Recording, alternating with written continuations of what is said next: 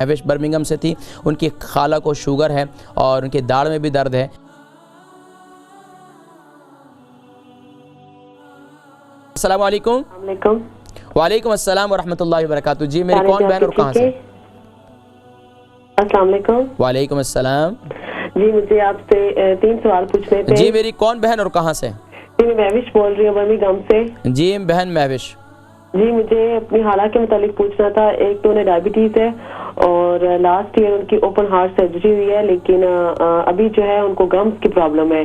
तो तकरीबन 2 हफ्ते हो गए, 3 तो सर्जरी किस चीज की हुई है? प्रॉब्लम है और दाढ़ में बहुत ज्यादा उनको दर्द भी था और मुंह का सूज गया था। मैं ये पूछ रहा हूँ कि उनको जो है उनकी सर्जरी किस चीज़ की हुई है? ओपन हार्ट सर्जरी हुई है लास्ट टाइम। अच्छा कितना टाइम हो गया? ये तकरीबन लास्ट ईयर दिसंबर में हुई थी। अच्छा तो डॉक्टर को बताया उसके बाद कि ये कैफियत है? जी वो डॉक्टर के पास तो जाती रहती है, लेकिन अभी जो उनको प्रॉब्लम है वो गम्स का है ना।